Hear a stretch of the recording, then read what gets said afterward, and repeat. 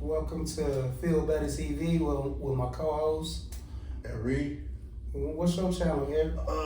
I'm just right now just on the Chilll on Instagram and on TikTok. And I do have Facebook group Wisdom Unlimited. Okay, well, my Facebook been cut off because they don't like me like that. Well, no, not really, because I lost my, it's hooked up to a phone number that I don't have anymore and I never updated it. So whenever I gotta close this up and restart it. We do it again. Oh, you just let it play. Because what I'm gonna do is I'm gonna send this to Somebody Chilll and let them edit it. Alright, talk. Let me see. Keep talking. Yeah, I'm just trying to get it up to date now.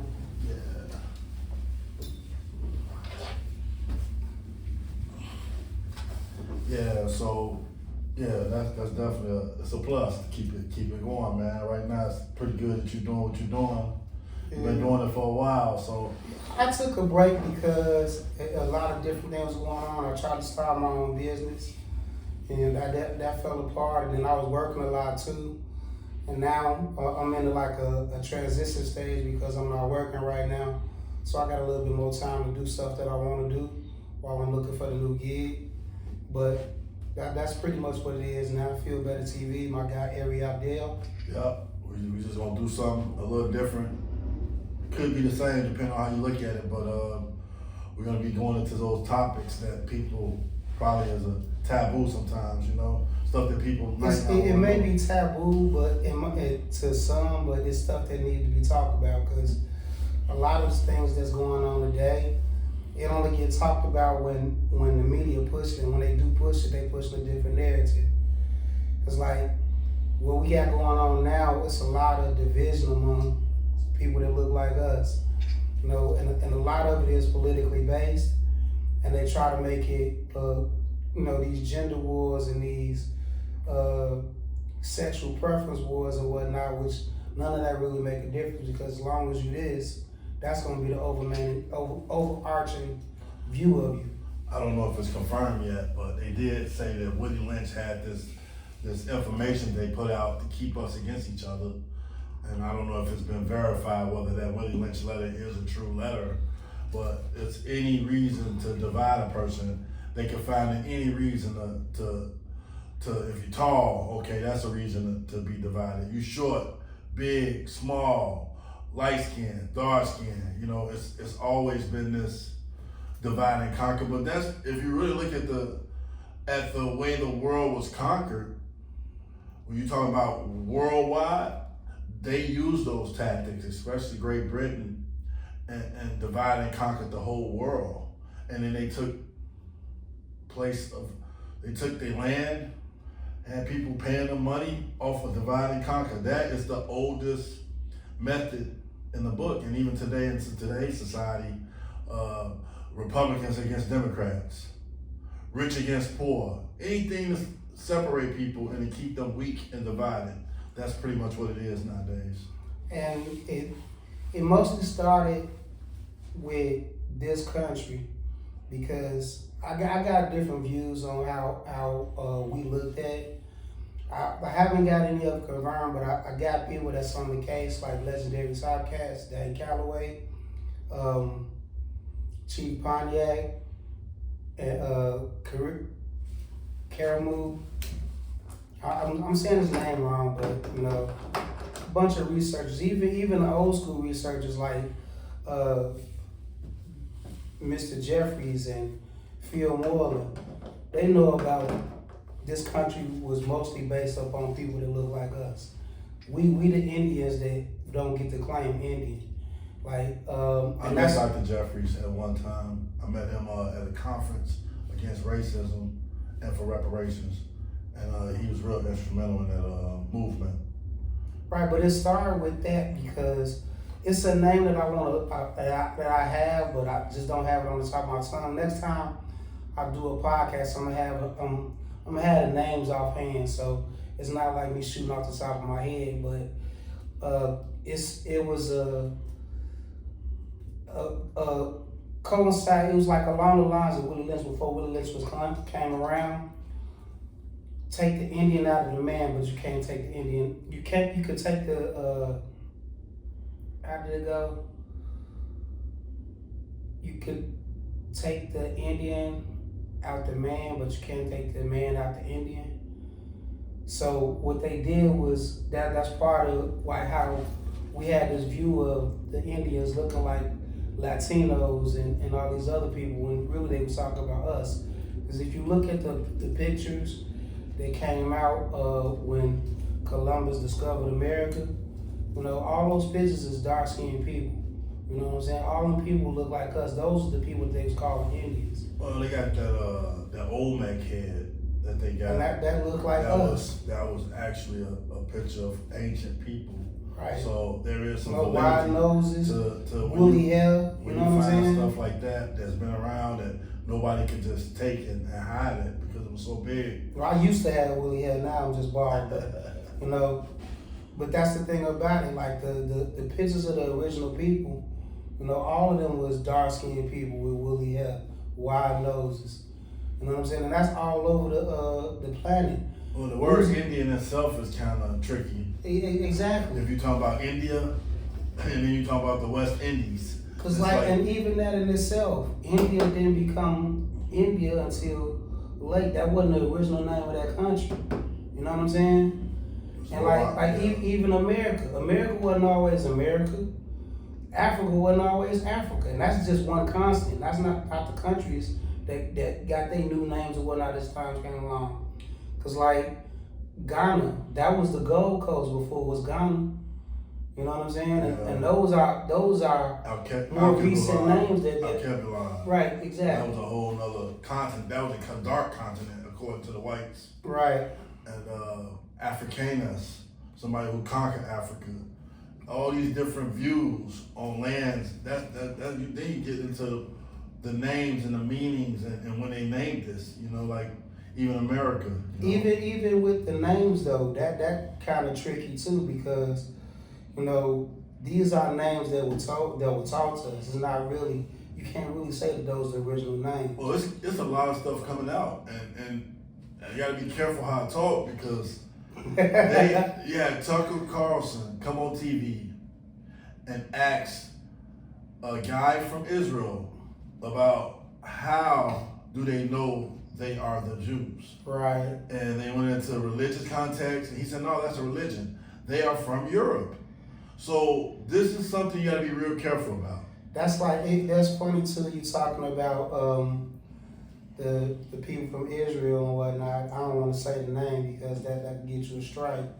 But the I people and the I nation. Right. The Hebrew Israelites, they go into depth with it, but yeah. Even those are different religions and whatnot that were made up, you know, basically to combat what was taught to us for so long. Well, anytime you have to be mindful if a person abuse you and they teach you at the same time, you really have to be mindful of somebody teaching you and beating you at the same time and raping you and hurting you and wants you to learn something. That's really a fine line right there of, is that true? Or what kind of abuse is that? Or that's a Stockholm syndrome, you know, they want you to love them at the same time as serving them. You know, it's just at a certain point, you have to ask the question, why, when, where, how, and what the hell is going on? Exactly. This is what we talking about. What is those W's? We got to figure out what those is. It's H in it too. Yeah, H. And what the hell? Like I said, what the hell is going on? So how did this happen? So we're trying to go back to a time when we wasn't even born, trying to explain something that happened. Right. And it's very trivial. And the thing about it is like the stuff that we learn, it's something that goes around and people talk about it more often nowadays. History is taught by the winners, not by the losers. You know what I'm saying? His story. Right, his story. Not ours. You know what I'm saying? And that's pretty much how it's been going since this country's inception. Because when you think about how 1492 when it was discovered.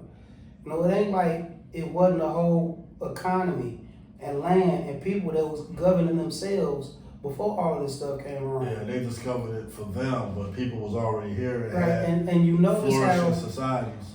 how, with all of that being said, there's so many different stories about how the country was came and like, I'm from Chicago, you know, and they tell us about DeSable, like he discovered it. He another discoverer.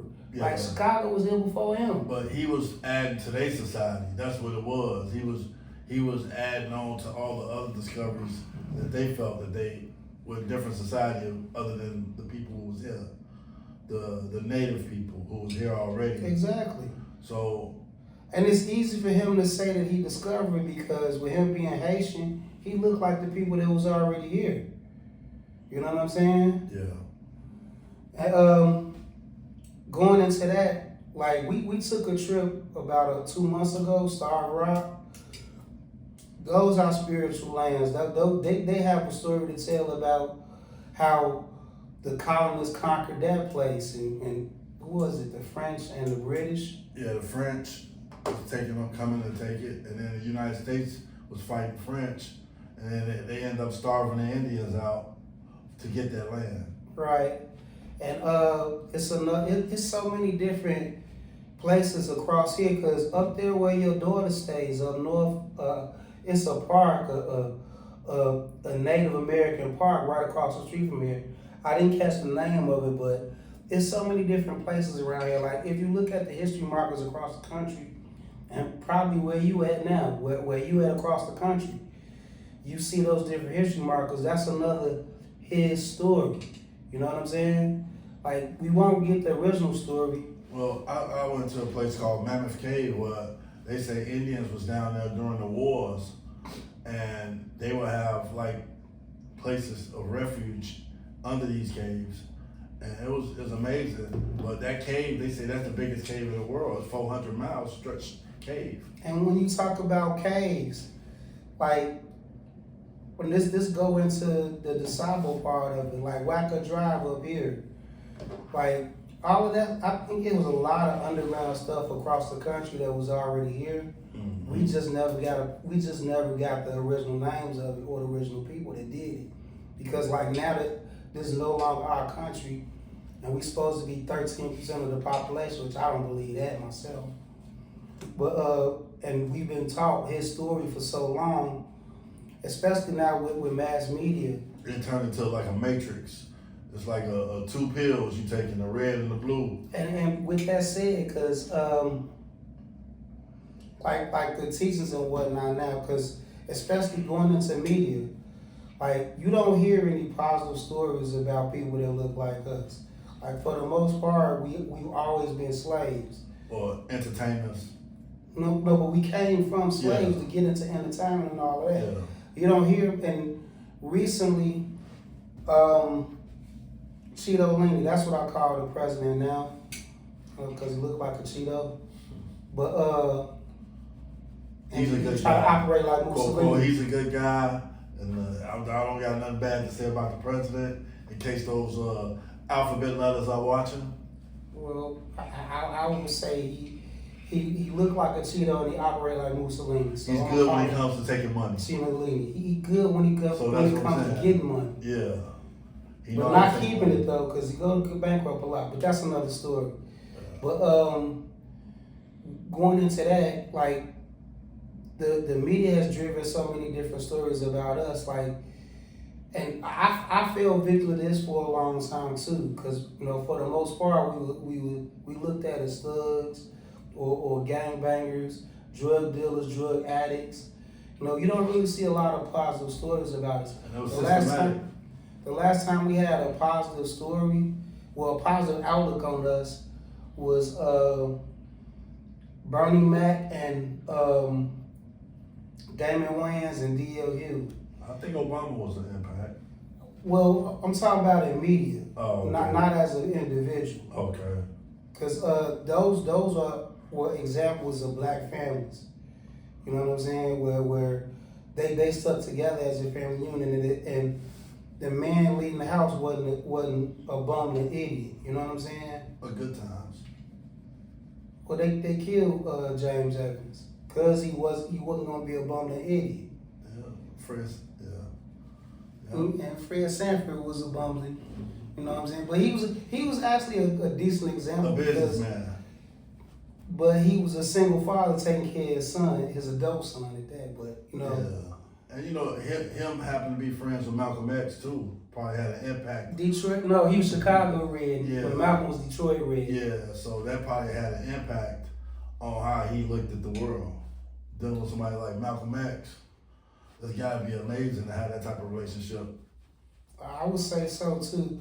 And he was actually an influence on me because coming up, watching Fred Sanford, and his last great movie was Ensemble with Richard and Eddie and a lot of up and coming comedians in Harlem Nights. Yeah.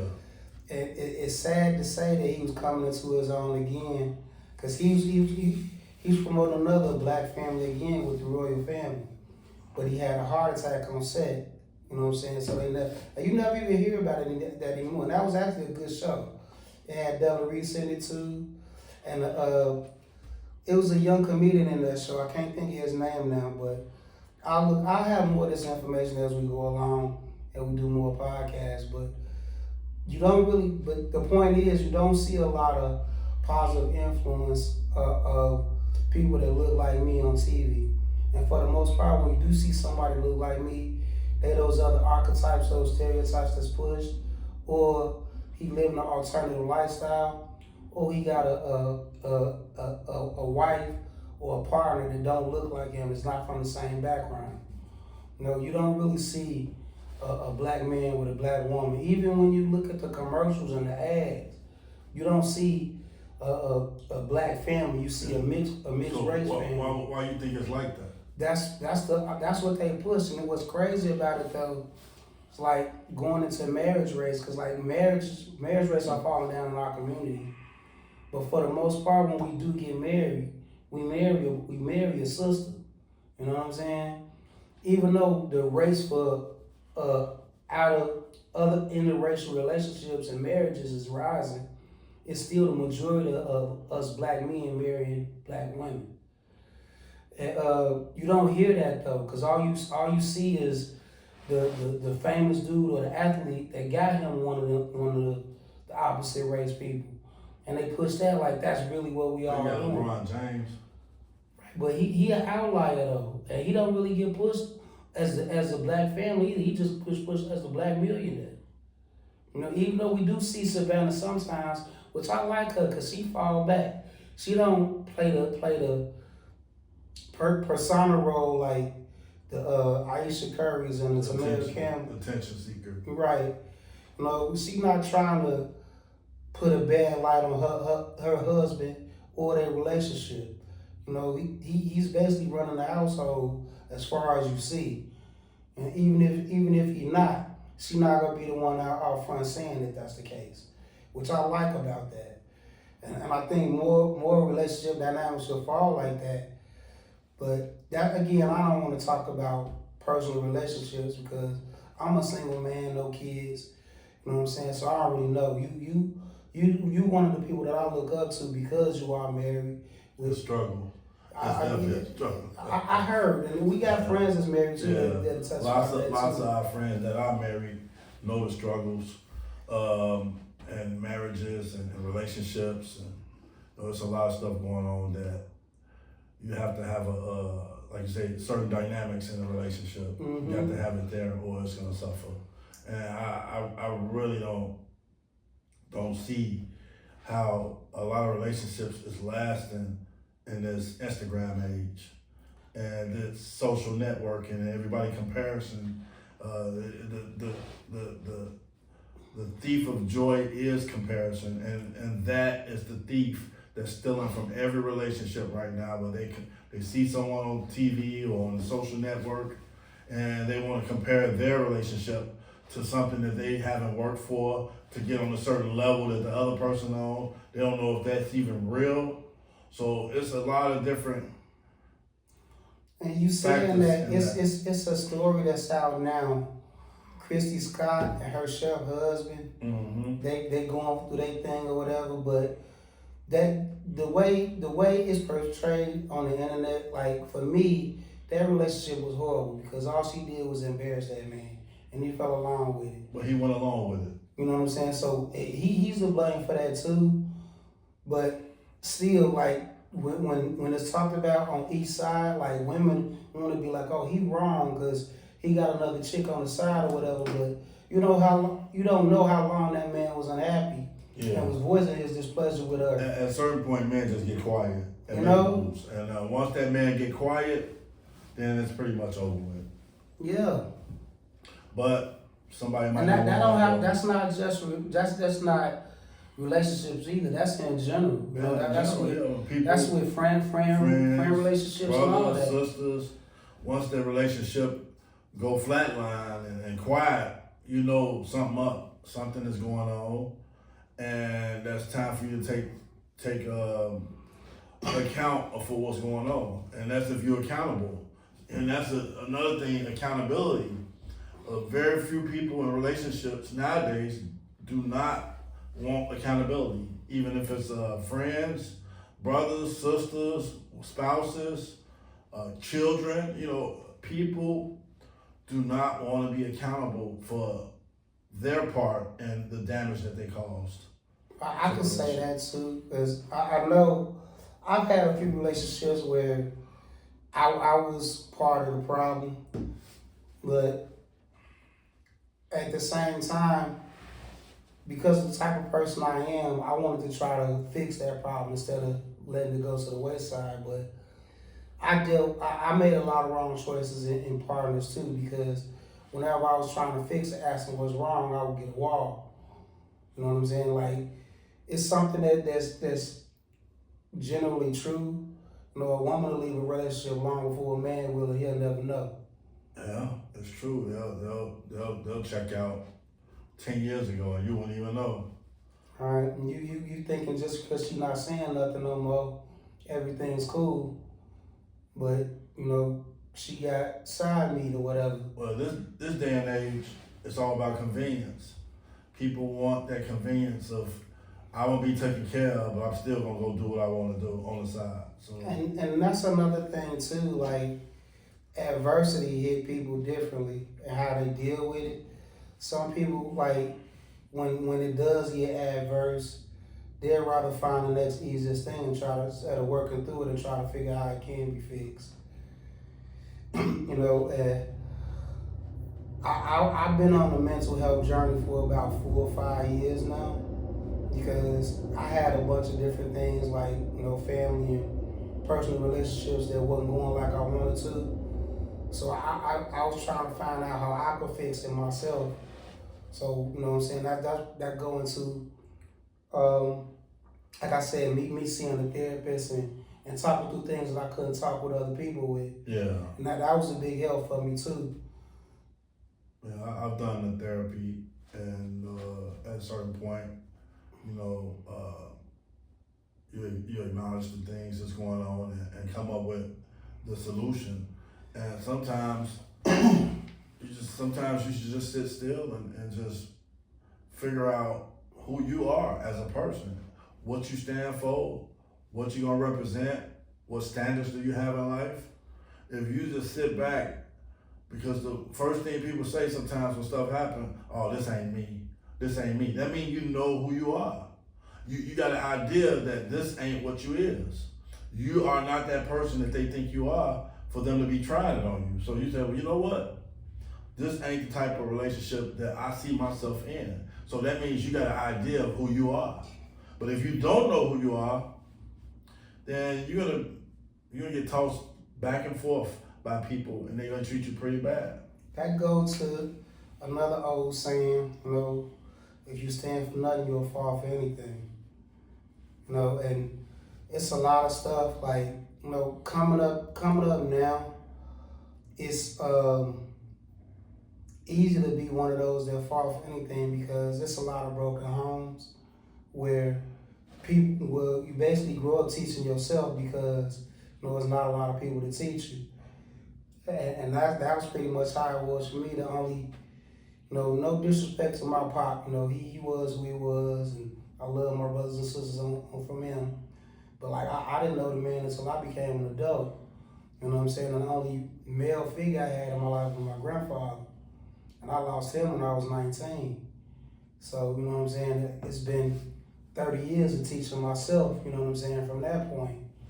And there was a lot of stuff that I didn't learn until late in life, especially the mental part of it and the financial part of it. So, those are lessons like, and that's one of the things, again, props to you, because your children know this stuff because you went through it and you there to teach them. Yeah, it's just that the people that we didn't have there as children, we learned from the wrong people. And even today, you got people like Oprah Winfrey. She had that show and she was telling women all about what they should be doing, and she never was married. Never. That's the problem I got with we got people that's counseling people on doing things, and they're not even who they are. They're not going through what you're going through. They're not married, but they're giving advice about marriage. They don't have kids, but they're giving advice about kids. Oh man, you see all these red pill and these relationship coaches speak online. How many of them in a successful relationship or marriage themselves? And they so quick to call a girl out and tell her she ain't doing this and she ain't doing that, but they don't even have a relationship. And then the other thing about it too, outside of the not living how you say, it's so many people online talking about how rich they are and how they can get you rich, but for the most part, they selling a course to tell you something that they don't know. They selling something. You know what I'm saying? And like, the only way you can get rich is by working. I'm not working, but working towards that, having a goal, pushing towards that. You can't get rich schemes are just that, schemes. You know what I'm saying? If you're not putting in effort and whatnot, the only people that can get rich right away is politicians and athletes and entertainers. And even those entertainers, they only rich on the outside. Some of them don't really have all the stuff that they have. It's mostly them getting free stuff and getting pennies for it. You know what I'm saying? But they could floss like, I got this and I got that, Yeah. That's a part of just like, again, with the internet, and it's a paradox. We talking about the internet, but we finna upload this video to the internet. So it's like, it's an irony that the same thing we talking about that can be an issue, but the internet can help people too. And that's one of the good things about this, is because like the way media is driven now, you can take it at your own pace. And you get to pick and choose, because, coming up, we had to watch what we wanted to watch at a certain time, and if not, we recorded on our VCRs or whatnot. You know what I'm saying? We had to, like Thursday night, you know what I'm saying? You sitting in front of the watch the Cosby Show, Family Matters, and whatever, TGI Fridays or TGI Thursdays, whatever it was. You was sitting in front of the TV at a specific time to catch stuff. Like now, you can stream at your own pace. You can watch whole seasons or whatever, within a day or so. And that's one of the good things about it too, because with YouTube, you're not really set to a certain constraints, time constraints. That time constraints, and also I don't know the word that I'm looking for, but you can say what you want to say. You don't really, right? You're not really held to whatever standard they had. So, and that's one of the good things about it too, because that's going into another couple of topics that I want to talk about. Because I talked about, with the relationships and different podcasters. One of the ways that I know we could build a stronger community is by being family based, and also having our dollars stay in our community. Because in a lot of communities across this country, especially in major metropolitan areas, we don't own the stores, we don't own the restaurants, we barely own the properties in our neighborhoods. You know, a lot of us are renters. I could say that's me myself. But if we get into more community-based opportunities, that would fix things. Cause like what I wanted to have, cause this is the first podcast, and in the future ones I will have them. Cause like I'm wearing a super slick shirt. That's my cousin's clothing brand. That's something that we could promote amongst each other. You know, like we could spend our money with each other instead of, you know, wearing Levi's or, you know, I was gonna say Jabos, but that's showing my age. But you know, whatever name brands was out, we could wear our own brands. We could promote those. Like that's one of the things that our celebrities, entertainers, and athletes should do more of. Cause like I want to get some Jaylen Brown shoes, the 747s, because again that's a brother that owned his own shoe company because he didn't want to do a sponsorship with Nike because they was in the process of blackballing him. The same with Kyrie Irving, even though those are Chinese shoes, I would support those because he got ownership in the company. You know, those are things that we ought to do more of. It's like I don't use Tide or any of those other name brand products because the name brand I use is True, TRU. That's the detergent that I use to wash my clothes and fabric soften my clothes because I want to spend my money with people that look like me. Like, and I want to get more of the products like that I will be promoting. It's like I want some Time and Tally watches. You know, that's a brother that got his own watch company. You know, I would love to be able to promote that. And like my guy we have a grocery store that we patronize all the time in our neighborhood that's black owned, called 40 Acres. You know, we spend our money there instead of going to the big chain restaurant, the big chain grocers and whatnot. Cause it's coming out. It's coming out that all these billionaires, a lot of billionaires, I'm gonna say all, but a lot of billionaires supporting pedophiles. Yeah, I was talking about something else, but yeah. Yeah, they supporting pedophiles. They supporting just things that you might not agree with. I mean, most people don't agree with pedophilia. So, but if you supporting pedophilia by shopping with this person, maybe you should reevaluate who you shop with. Right. And that's one of the things about it too, because a famous comedian that's gone and passed, but he was a great when he was out, George Carlin. He talked about the illusion of choice that we all have now. Because, you know, pretty much we think that we shopping with a specific person. Like, you know, like take gas for instance. You know, you think you shopping with BP or Mobil or whatever, but it's really only 3 oil companies. You know what I'm saying? So all your choices for gas are coming from 3 people. You know, even with entertainment now, you know, it's three major entertainers. You know, 3 major entertainment companies now. Like recently with the merger of Paramount and Warner Brothers, which is owned by Viacom, which owns BET, which owns CBS. You know what I'm saying? And it is really deep how it's going too, because I think they own NBC too. No, Comcast owns NBC, but I'm not sure. I think Walt Disney is Channel 7. Huh? Walt Disney is Channel 7. Right.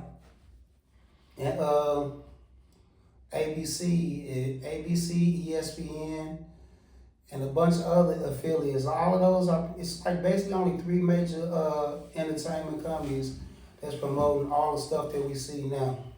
And it's coming out though. A lot of information is coming out on who you supporting, exactly what they contribute to.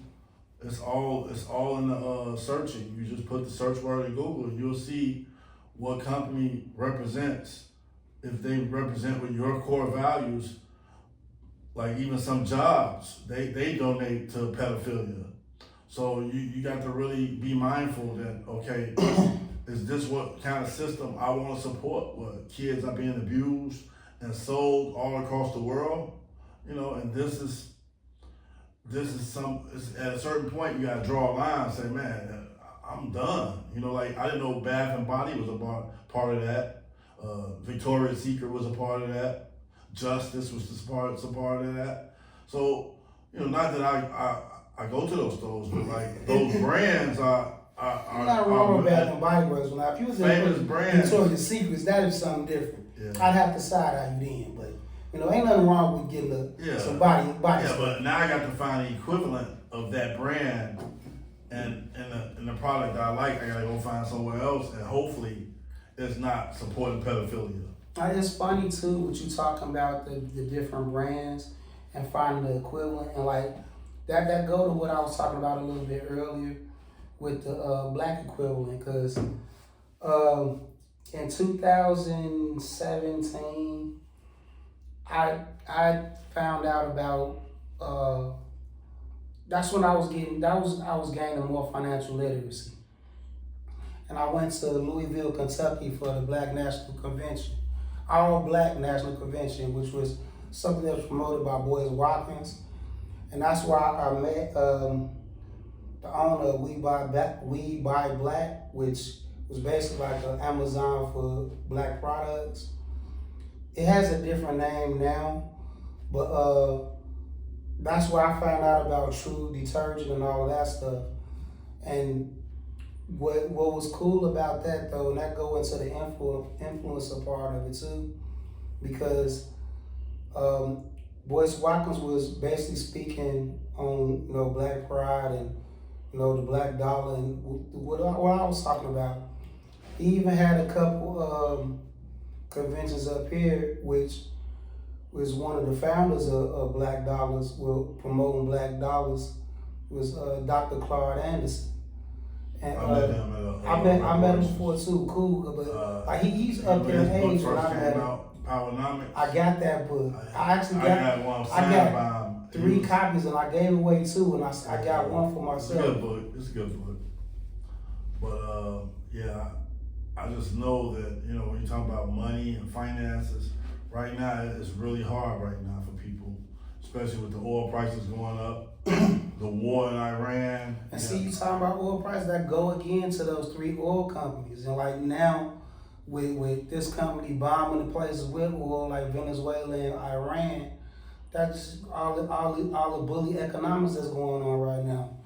And all that does is it further makes it easier for the middle class to stay middle class. Or even go to lower class. Right. Yeah. But again, once you get it, it's becoming more like India, where it's a caste system, where wherever you at, that's where you're gonna stay. Yeah. You know what I'm saying? And if anything, you're gonna fall, you're not gonna rise.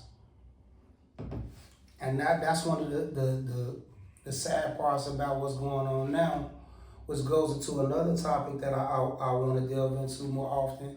So these topics gonna come up in your further shows. Yeah. We just throwing stuff out that you'll be talking about.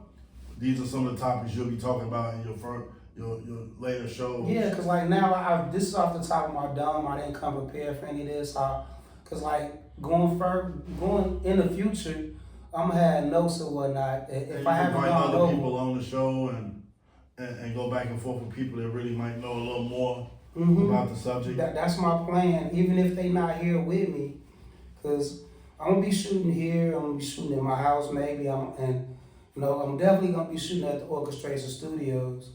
You know, that's another one of my partners, and you know, he does music and whatnot. He Chilll beats. Dope dude. Nice spot. I like this spot. And he do help people, you know, do shows if they need to do shows. And it's not just help doing shows. He's a producer and a mixer and engineer too. But it's not just about him. It's business for him, which is great. We do want to drum up business for him, but he is philanthropic too, because he does coat drives, he does food drives.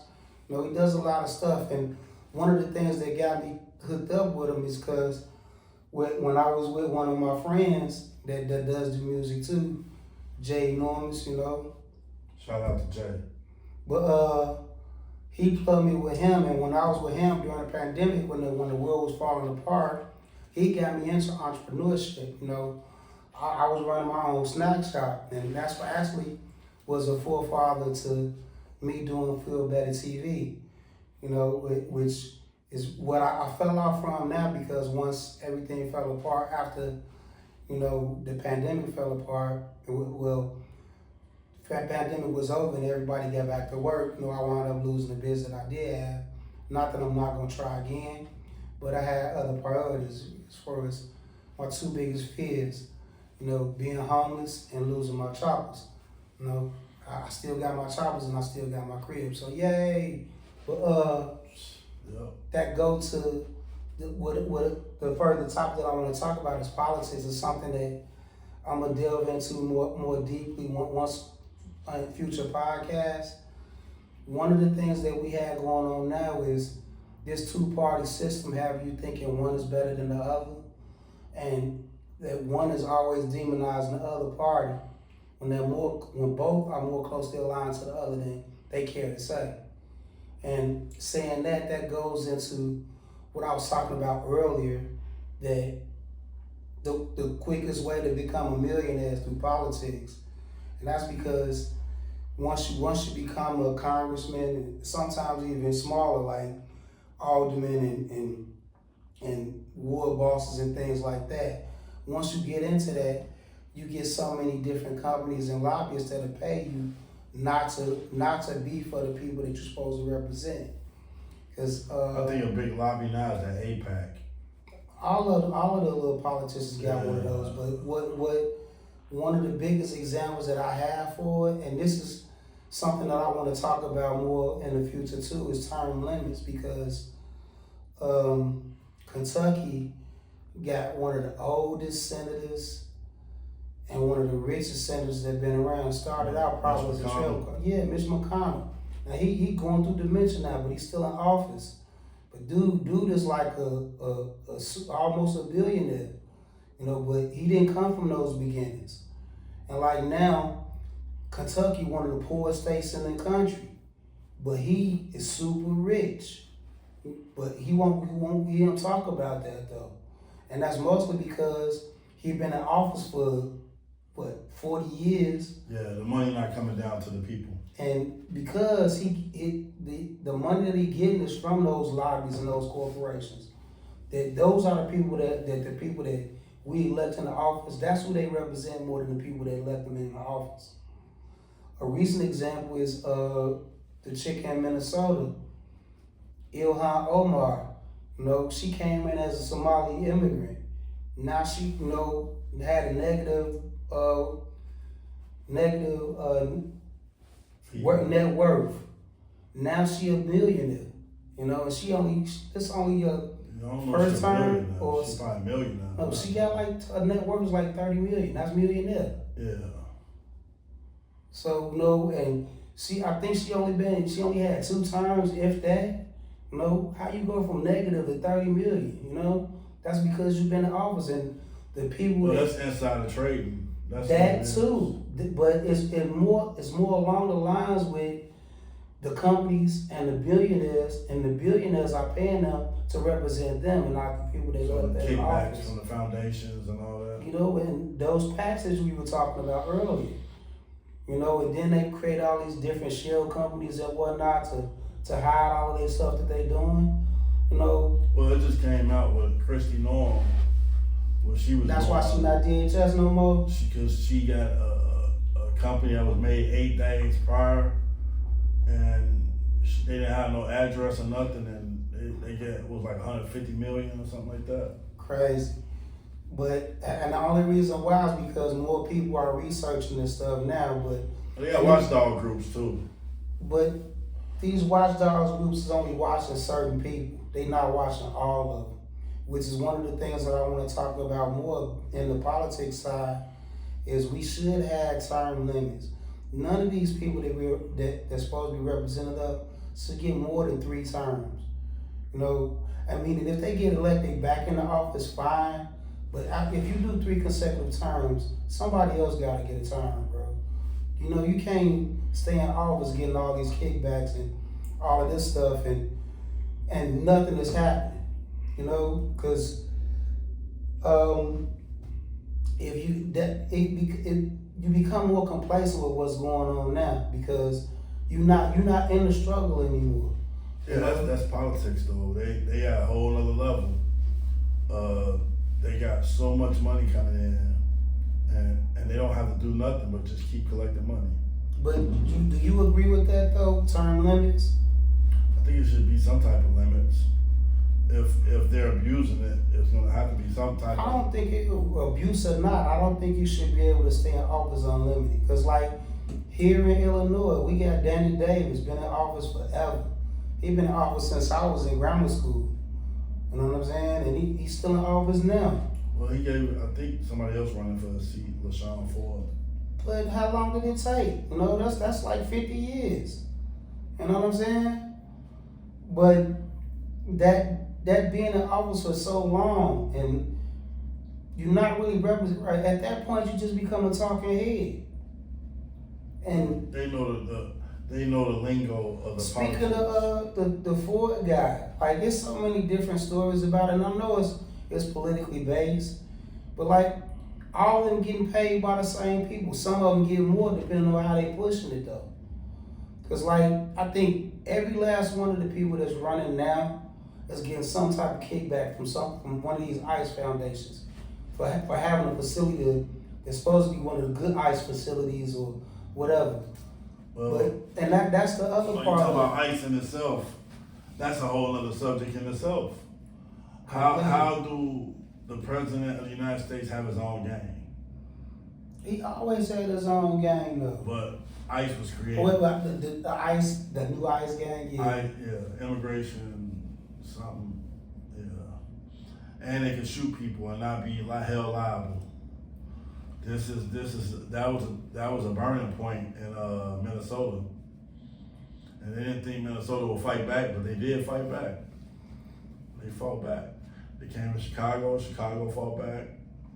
And that's New York fought back. California fought back. But you shouldn't have to fight your government from killing you and shooting you in just broad daylight. And that's one of the other things about it too, because even the way the Constitution was written, even though that's plagiarized from what was already here, every last one of these states are their own country. You know, they all got their own laws and stuff that they have. Yeah, state laws, state jurisdiction. So, you know, the federal laws should not override the state laws. But they started off this country, in my opinion, wrong. When they had in the document, they said all men created equal. Except for those. And in the same document, it said 2/5 or 3/5 of a man. It's like, how is this in the same document? And that's one of the like probably the second or third drafts of it, because you know it was other drafts of it before that. So you mean to tell me you just said the first sentence, all men created equal, but not you. But in the next part of the document, you say, well, no, this person is not 100%. But not you, because you're not a real person. Yeah, so well, you're not a whole person. We don't count you different. And that go into another topic that 1 + 1 = 2. That I want to delve into more deeply too is elections as a whole. Cause like now with the midterms coming and passing, there's a lot of people saying that I won and I didn't win, but I think the midterms elections is the most fairest elections that's out there, because those midterm elections are really a popular vote. Like if you get out there and vote, whoever got the most, they win. But with the most important election of the country for the biggest figurehead, it's not that. Now we got 530 people. No, I think it's 630, something like that. People that's voting for who's gonna lead the country over where the popular vote should be the overriding vote. Now I wouldn't care if you're talking about the electoral college. Yeah, the electoral college. Like that is the most unfair. Well, they said that was supposed to be for the small states. Said to be fair. Blah blah blah blah blah. And what it was, because when they started counting votes, some votes didn't count. Like the 2/3 of a person, Now the women vote didn't count. You know what I'm saying? If you didn't own land, you couldn't vote. That's what that was. Now they trying to take away the mail ballots. I really don't care about that. And That's basically scared. That's Cheeto Lenny scared that people mail votes gonna come in and it's gonna override him. And that's basically what January 6th was about. In 2020, when he lost the electoral and the popular vote, he thought he wanted to call the election after the first night. He didn't want all the votes to be counted. He wanted whatever it is at the end of the night, and it ain't never worked like that. But he wanted to work like that for now because you can come in and leave and then wind up losing. It's an advantage for him. And that's the thing about it. And that's what's crazy. Like, you can count up all of these votes, but it still come down to 600 something people voting. You know what I'm saying? Yeah, that's not fair at all. Well, it's been like that for years, and I don't think it's gonna change. But it's still because it's been like that. That don't mean it's right or. I mean, they got the right to vote on it. But they won't because it's a position of power that 600 people could control, and I think that go into who's paying the most, because even though like Trump, like it hasn't been a Republican that has won a popular vote for some 20 years or more. So I think Reagan was the last one. They said also that Elon Musk might have had something to do with the votes, because they was tampering with the machines too at one point. I'm not gonna go into those different conspiracies because regardless, the popular vote, Well, Doge did have a lot of information they took from the government. Yeah, but that's after this last election. Yeah. But what I'm talking about is all the elections before that, because damn, I lost my train of thought. Oh, the popular vote, because like it hasn't been a president that won a popular vote for a while, you know, and all the Republicans that have I think Obama won the popular vote. But that's a Democrat. Oh, you're talking about Republicans. Republican. You just said he ain't been in a while. Right, a Republican hasn't won in a while, and I can go back into this and correct it in future podcasts. But I think because I was having this argument, you know, over drinks with a friend, because I thought it ain't never happened, but I was being hyperbolic and inflammatory and not correct also. But I think it was Reagan was the last Republican to win a popular vote in the Electoral College, and that goes back into what I was saying, because like when Bush got in the first Bush got in office, he lost the popular vote, but he had the Electoral College. When the second Bush got in office, he won the Electoral College but didn't win the popular vote. And his second term, which I didn't think he deserved, he got trounced in the popular vote, but he still won the Electoral College, which none of that stuff actually makes sense to me, because you know if the majority of the country don't want you there, how the hell you win the office? That's the thing. Electoral college is convenient for when they want to have a Trump card or some type of trivial. That's why it don't seem fair. Cause like when Cheeto Lenny was running the first time, when he was going against, who was he going against? It wasn't Biden. It was somebody else. No, the first election. Hillary. Right, when he was going against Hillary. She won a popular vote, and during his campaign speeches, he was talking about like the Electoral College is garbage. We should get rid of that. And he was screaming that up and down because he just knew he was gonna win the popular vote, because he know he got a catch name. You know what I'm saying?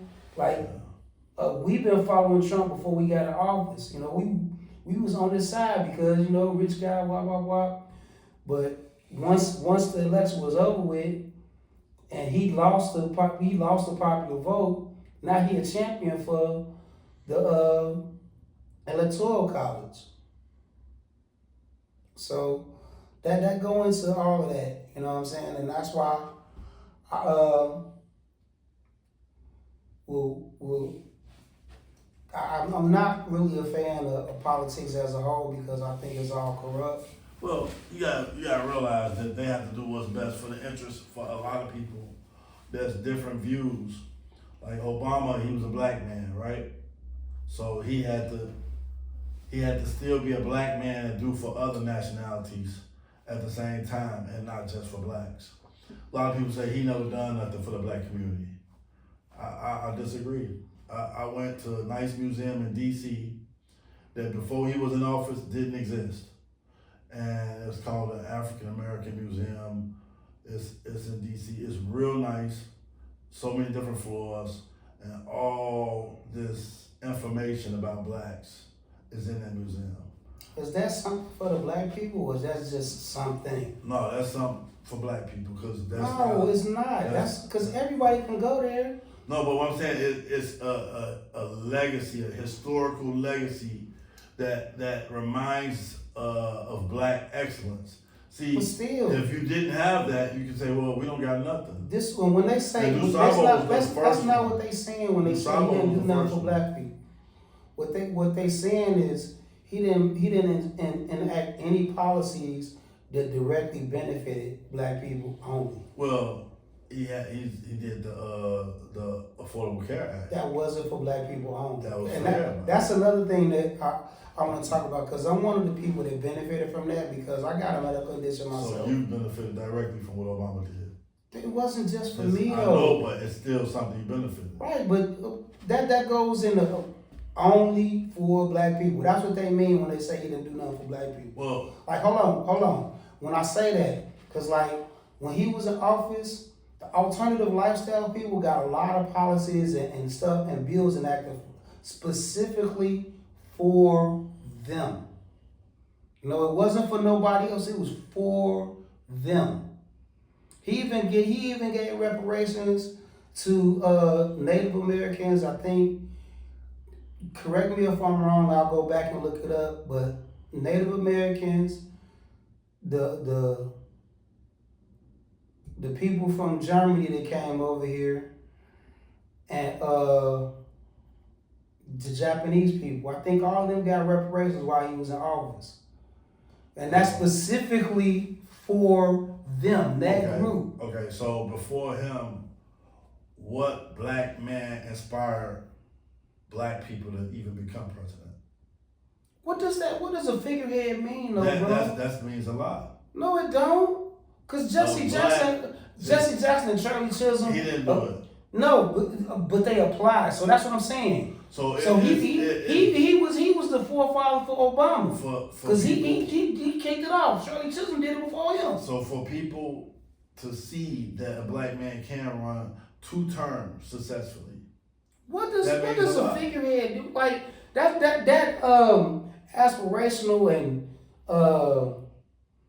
it's a word that I'm looking for. I'm gonna have I didn't agree with everything Obama did. I really did. But at the same time, he ran without Epstein files. His name being the Epstein files. No, I'm just saying. He wasn't in the Epstein. But nobody talking about Epstein. I know. So what I'm saying is he was without problems. Like this guy in office is a 34 felony counts against him. So it's a big difference, bro. I mean, like if you think about, I don't. Kids don't look up to Trump and say, "I want to be like that when I grow up." I will disagree. What kids you heard? Like kids for the most part, kids that look like us won't. But it is people that look up to him. But I'm gonna ask you, who do you know personally that said they want to grow up and be just like Trump? I don't know nobody. That's what I'm saying. People don't want to grow up and having 34 felony counts, but see, bankrupt 7 times. And that's that aspirational thing about it is not enough just to aspire, bro. And well, image and perception is a lot. If you ever think inspirational things don't really I ain't count. saying inspiration. I'm saying image and perception. But that's what I mean. That's what I'm talking about. Inspirational, aspirational. All those things. Inspiration is different from perception. Let me finish though. But inspiration and aspiration, those are just surface level things. It's not really changing nothing because you can be inspired to do something, but if you're not actually doing it, it don't mean shit. And you can aspire to do something, but if you're not actually putting the work in to do it, it don't mean shit.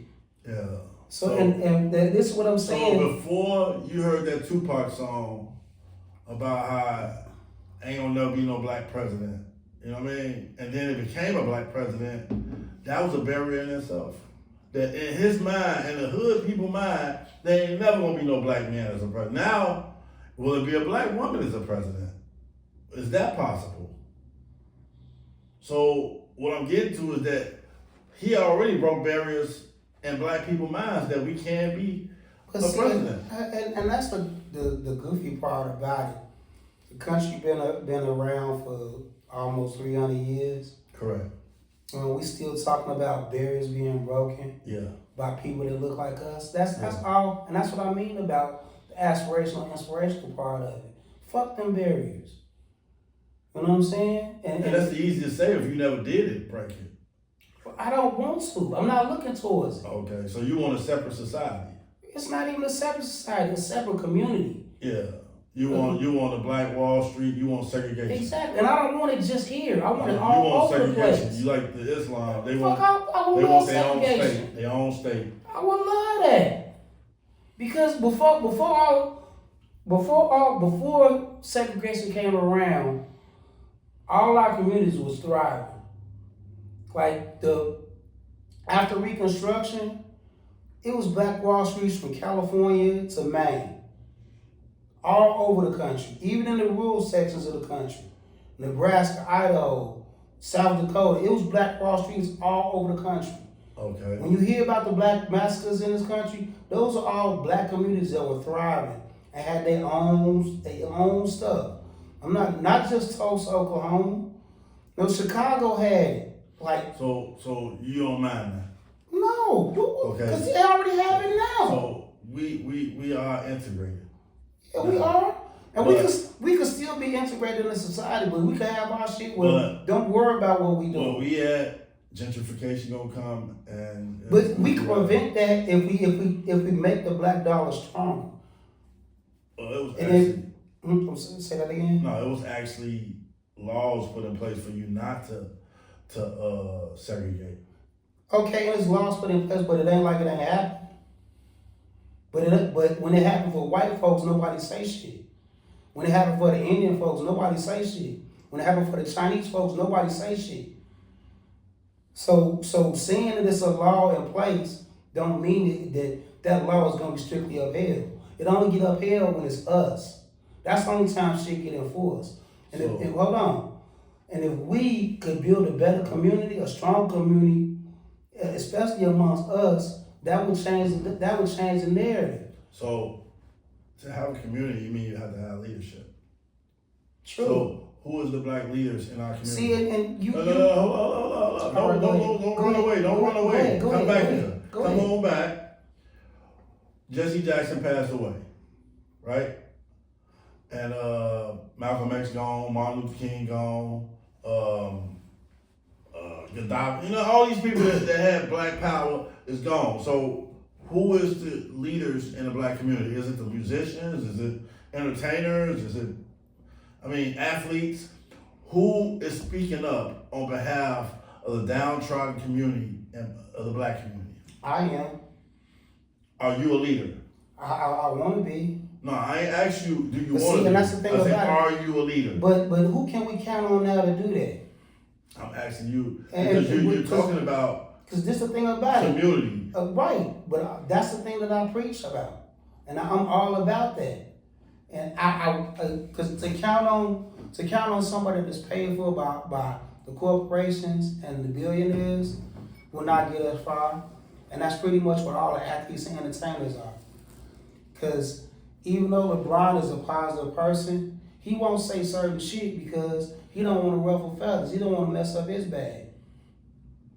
And that's what a leader would do. So, again, in a black community, is there leadership? It's not now because we so divided, especially when it comes to like the social media, the different gender wars, and so what unite the black community if we divided? Yeah.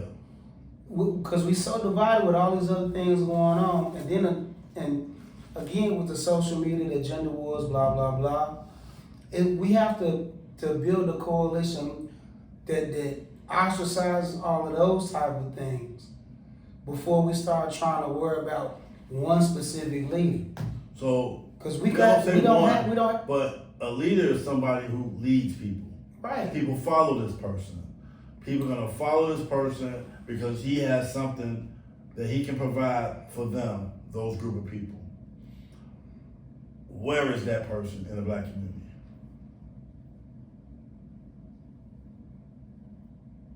And how can we get that person to become accountable as a leader? And that go into what I was saying earlier, creating stronger families, creating a community that is more based on keeping the dollar in the house. Those are like tactics, like right. Those are little small things you can with do. With those tactics, but what is the main thing that's gonna bring that idea? Family. So you're saying that families that's together is gonna bring out the leaders? Yes. Like all these single mother households and shit. But what about the single people? Shit, they can still be part of the community too. But a family is the strongest thing that we can have. Yeah. Like if you have a nuclear family, a mother, father, and it don't have to just be the mother and father. We can have homes like the Asian and the Latin communities have, where the grandmother and grandfather still in the house with them. You know what I'm saying? We have more communities like that. That would change a whole different dynamic. It's like right now, especially among our communities, once you're 18, you on your own. You know what I'm saying? So do you think other cultures have better representatives as leaders in their communities than us? I would say so. And what do they have, what type of safety nets they got to help their kids? Family. And what do they do to help them? I mean, like what? They give money or right? Time, because support? all of it is community based with their families. A lot of, especially in Latin and Asian communities, all of them are together. It's a house full of, like I said, grandparents, parents, children, cousins, uncles, and aunties. All of that is all together. So let's talk about that then. Martin Luther King had a family, but Malcolm, his dad got killed when he was young. And he had a mother that went to the institution, so he went to the boarding house. So he didn't have a family, but he became a strong leader.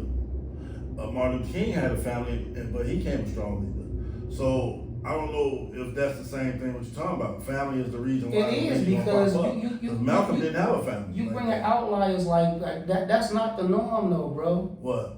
Like Malcolm X is not the norm.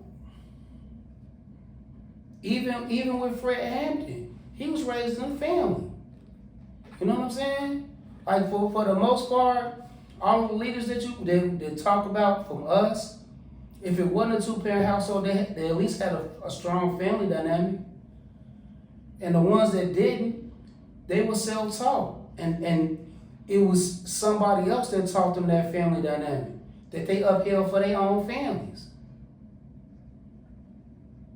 So it's safe to say that the solution to the black problem is the black family. Yes. And if we can all take care of our families, that'll change the community tremendously. Tremendous. So basically that's the answer. So how do we get people into that mindset, into thinking about having and creating a family that's gonna be there for generations and generations. I hate to say it, cause this is basically gonna make it like a gender war thing. It's our women need to get rid of that feminism mindset. But they gotta follow a man at the end of the day. So like, if the man is not strong enough, then how they gonna? You have to earn respect. If you ain't earning respect, it start with the man. But what I was saying is, even if you say the woman, then that's not necessarily the head of the house. The woman is a part. Okay, what I was saying is our women need to get rid of the feminine mindset. I'm independent. Well, they have to be. Hold on. Because again, while you want to get into the man part about it, it's mostly our women that's pushing these different agendas. They're more gullible to fall in line with the alternative lifestyle. Well, a lot of them coming out now saying that they don't want to be independent. Well, now, these are women it's after their 30s and shit, and after they had 2 or 3 baby daddies. You can say that now. But they don't want no right, but when they was super fertile, they was popping out Pookie's babies. But they don't. I'm not saying all of them, but let me finish what I'm saying before you interject. But it started with I hate to say it though, but it's our women, because our women are more gullible. They spend more money than everybody, and those are who generally all advertising is geared towards. If we can get them to get out of that consumerist mindset and be more amenable to hearing what a man is saying versus trying to compete with him and combat him. Well, it's definitely divide and conquer again with that, because they figured they divided the house when they came with public aid and all these benefits with money. Look, you can have a family, but he cannot be in that house. That now, because now he give you money, but you can't have that man in your house. It's deeper than that now, because like now they pushing all these different women go to school. You don't hear shit like that about a brother. They not pushing a brother to go to school, and they're not pushing no scholarships and whatnot for. I think brothers are not to the ones that are there. Not to the same extent that they do for women. Cause like, bro, I was on the L, and it's a billboard on the L for UIC. UIC giving free tuition to people making a certain amount of money. But you know who they was giving it to? Women. You'll see more women subsidies than you ever will for a man. Well, if a woman is taking care of a family, why is she taking care of a family? No, we ain't talking about why. Why she pushing out a baby without having a husband? I know, we did not say why, but the reality of the community is that a lot of women are in the head of the households, and that's their choice though, bro. Cause ain't no woman getting pregnant unless it was an R-word situation. She chose that life. She chose that dude. She chose not to have contraception. She chose to let that man not have a condom on, and she chose to let him in her. She chose to let him in her, and she chose to keep the baby. It's not a two-way street. It's not a two-way street. Because the man, she can't make a baby by herself. She can't make a baby by herself, but who did she let up in her though? A man. Right. Who made that choice? Hey, they both made that choice. Right, but who let him in though? I understand. But the reality it ain't no but in that, bro. It's not no but in that, bro. It's not no but in that at all. The reality is that it's a lot of head of house females running the head. Because they made that choice, bro. Yeah. And my mom is one of them. I know, but what I'm saying is, just because they made the choice don't mean it don't exist. I'm not saying it don't exist, but why? Why? Now, if you want to talk about why, the somebody in her house didn't have a man above her mother, and then her mother didn't have a man. So right. And it's funny you saying that too, because I was having this conversation with my mom on my birthday, and like she didn't look at my grandfather, her father, the way I did. You know what I'm saying? He was the head of the household, and this is another thing too. Like you hear a lot about these different 50-50 conversations. Like a woman feel like when she get married, she's supposed to get put up. Yeah. Like Before you interject, Yeah. when I grew up, all the grandparents that I knew, both of them was working, the mama and the daddy. You know what I'm saying? And the mama did majority of the homework, housework and whatnot, even though she was putting a lot of the stuff off on the children too. But both of them was working. I didn't see nobody in my neighborhood coming up where it was just one person working. Okay, let's talk about that. You got 10 friends, right? 10 dudes. You got 10 homies, 10 brothers that you grew up with. Out of that 10, how many had a mother and a father in that one house? See, that's my generation. I'm talking about the generation before that. Before that? Yes. You talking about your parents and your parents' parents? I'm talking about my parents' parents. Okay. The third generation going up. Okay, not the second one. You the first. No, I'm the third generation. You third. Well, not even the third that I'm counting. I'm the third of the generation that I'm speaking of because my mom is the second generation. My mom and dad. Grandmama. My grandmother and grandfather, that's the generation, and the generation before them. It was 2 people in the household working. My family, no, we didn't have that. It was just My the grandma, man. grandma, she didn't have nobody. Her husband passed away And that's down a south. That's a different circumstance though. Widows don't really count in that because that's out of their hands. But for the most part, and your grandma, she had her husband, he was working and she was working. My grandma didn't, but my great grandma had one. So it's like the dynamics was totally different. And all I'm saying though is like it worked better when you had both the heads of the households contributing to that whole household. Yeah, you had the mother tending to the kids, father going to get the bread. No, the mother got to contribute financially also. But at that time, in that generation, the mother was at home with the kids. That's why I just want to disagree with you, bro. In that time, it was just the You talking man about coming your home. grandfathers? Great grandfather. He was See- the breadwinner. And see, I want to disagree with you there too because she might not have had an outside job, but she was doing something to generate some type of income, even if it was just washing and folding clothes around the house for other people. You know what I'm saying? Possibly. Like I said, we wasn't around back then. We wasn't. But Oh, and see, we that's why you told talking us. about the 4th generation. The generation before the first generation I'm speaking of. I'm talking about like with my grandparents. I don't know nobody whose grandparents that was when it was grandma and granddad, whether it be maternal or paternal, where it was just one person working in the household. You know what I'm saying? And with that said, the few that did have that dynamic, it wasn't always that way. They had to build to that before they got to that situation. And that's what's missing now. Like today, people want you at the finish line before you even get started. Yeah. You know what I'm saying? And that's what like I was saying. I always wanted to be a husband or a father. If I'd have chose the right chick out of high school, I'd have got married and started popping out kids, and I'd have been building towards what I wanted to do. But because I never chose the right chick and I didn't really have the right dynamic or the right lessons in my head, I had to teach a lot of shit myself. So that wasn't always the right answers when you gave yourself right answers. Nah.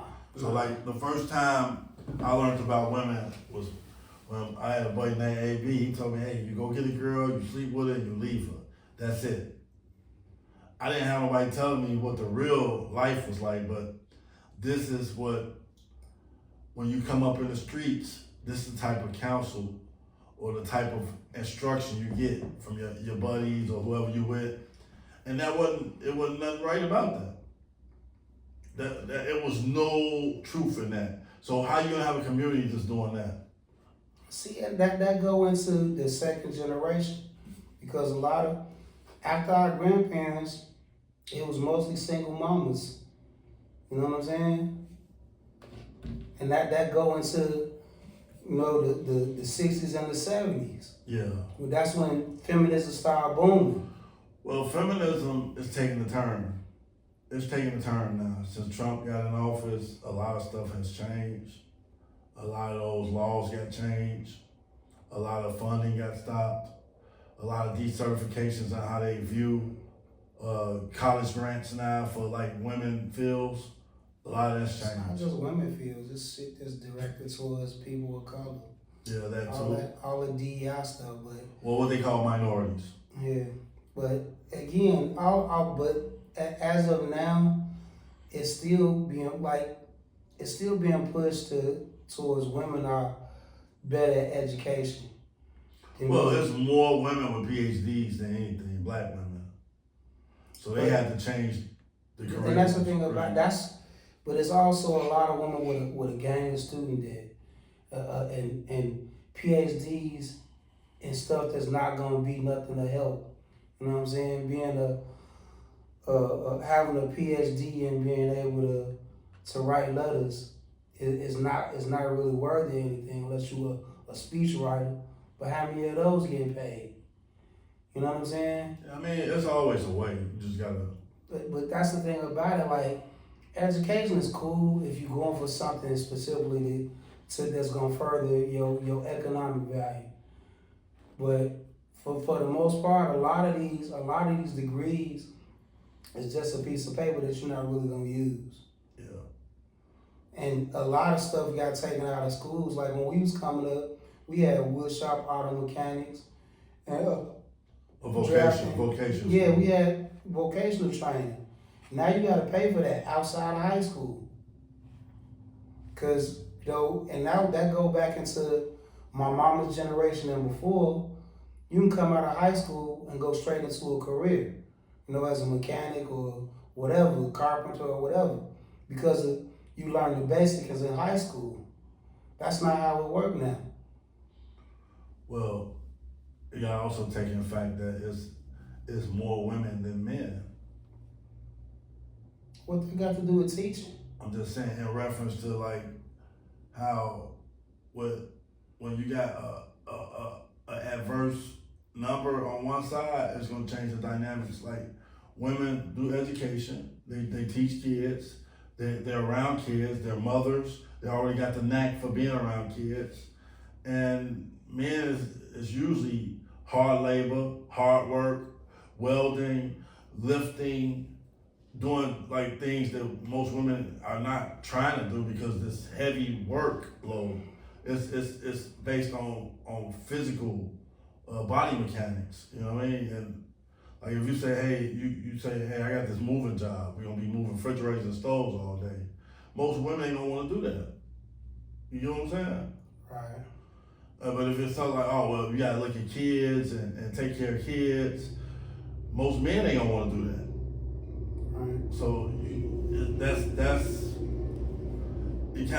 it's a natural order to things in a way, but we got so far away from that the laws and the culture and the social networking and the think tank, the mind clicks, all that go against everything that's natural. So now what we got today is just everybody doing everything. Okay, so we figured we really came down to the what's the last message you want to put out?